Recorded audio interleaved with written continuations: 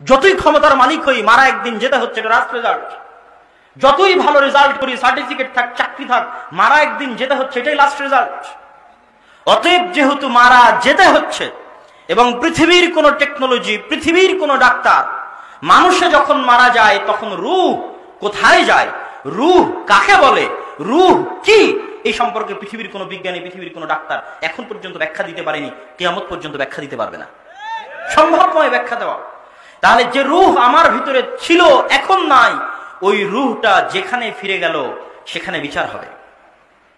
আর আমার এই শরীর দুনিয়াতে তৈরি হয়েছে, রূহ কি দুনিয়াতে তৈরি হয়েছে? রূহ কোথায় থেকে আসছে? কোথায় থেকে আসছে? আল্লাহর কাছ থেকে আসছে, আসমান থেকে আসছে। মায়ের পেটে যখন ৪৪, তখন ফেরেশতা রূহ ফুঁকে দিয়ে গেছে। পৃথিবী পরিচালনায় আল্লাহর যে সিস্টেম আছে, ওই সিস্টেমের মধ্যে আমার অন্তরে রূহ দেওয়ার দায়িত্বশীল ফেরেশতা আছে, আবার ওই রূহ নিয়ে যাওয়ার দায়িত্বশীল ফেরেশতা